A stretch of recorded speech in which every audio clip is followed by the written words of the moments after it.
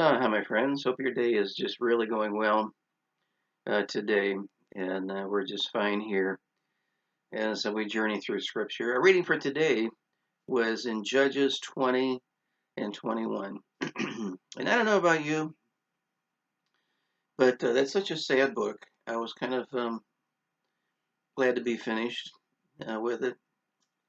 After Joshua, especially, Joshua is an encouraging book. People are making progress in their faith and God is doing miracles.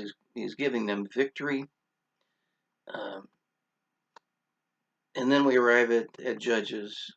In Judges chapter 2, do you remember? It says the people served the Lord all the days of Joshua and all the days of the elders that outlived Joshua, who had seen all the great works of the Lord that he did for Israel. And Joshua the son of Nun, the servant of the Lord, died, being 110 years old. And they buried him in the border of his inheritance in Timnath-Heres, on the mount of Ephraim, on the north side of the hill Gaash. And also all the generation were gathered unto their fathers. And there arose another generation after them, which knew not the Lord, nor yet the works which he had done for Israel. It only took one generation for those people of faith to lose their influence with God. Their children didn't know the Lord. They hadn't seen the miracles that they had done. I'm sure they heard the stories and maybe wondered how true those were. But that's how you come to Judges. And it's just a story of what happens when people who don't know the Lord and yet just continue on uh, neglecting Him. From time to time, they would pray, they would turn to idolatry and sin, and as a result, they'd be overcome by a nation that would rule over them, and then they'd cry out to God, and God would do something about it. But it was just a cycle that repeated itself, and then they'd be right back into sin. And the end of the book of Judges just summarizes the whole thing. Well, it says, in those days there was no king in Israel, and every man did that which was right in his own eyes. And that's what we see here in the story that wraps things up in the book of Judges. It actually began back in chapter 19 with a wandering Levite and an unfaithful concubine. The text says she is gone for 4 months, and then he decides that he's going to go to her father's home where she's been staying and sweet talk her and convince her to come back home. And she does agree. She'll go back with her husband and go back with him. They leave late in the day, and they arrive at Jerusalem from Bethlehem, where her father is. I've walked from Jerusalem to Bethlehem. My apartment was right in downtown Jerusalem, and it took about an hour and a half to do that. It's about a 6 mile walk, and so let's say they've been walking for an hour and a half, 2 hours, and Jerusalem is right there. But he says, no, let's keep going because Jerusalem at that time was not um, a part of Israel. It was still under the control of pagan nation. So they went to Gibeah, and while the couple are there, his concubine is raped by the men of the city with his consent, by the way. He's not innocent in all of this, and she's killed as a result.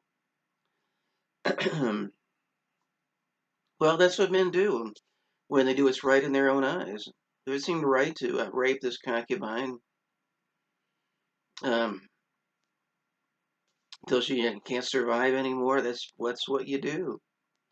And so the result was he informed the other tribes in Israel of what had happened in Gibeah. They gathered together and as one man. This one time when they're united. They're not just separate tribes, but as one man. They arrive at the borders of Benjamin, And so, we like these perverts to be delivered to us so they could receive justice. Benjamin says, no, we're not going to deliver them. They're fine with us.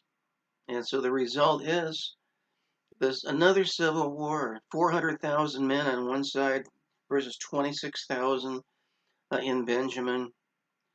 And the result is, after 3 battles, the first 2 battles, the nation loses, and then Benjamin is just basically wiped out, except for a few men who are left. That seems to be the right thing to do, I guess. They didn't even pray about it. Their prayer was, okay, who's going to go first? Until finally, after they've lost 2 battles, they go to the tabernacle and come before God, weeping, fasting, and asking Him for help. And finally, God said, yes, I will deliver Benjamin into your hands. I guess that's what you do when you're doing what's right in your own eyes. It seemed right in them for them to go to war with Benjamin till the nation was destroyed. And you have the crazy story of how they found wives for the men of Benjamin in the final chapter. And then it just wraps up with those sad words. Every man did what was right in his own eyes. That's what happens. And I think, when I look at our nation today, I see that we're a nation that's filled with people doing what's right in their own eyes. And sometimes even attributing that to God. Because after all, um, if it's okay with us, it must be okay with God. How sad that is. And I don't know about you, but I do feel some sadness for our nation. I've been patriotic. I did my bit in the military. I was in politics to a minor extent, and I did what I can for our country. And I feel sad for it because so many people are doing what's right in their own eyes.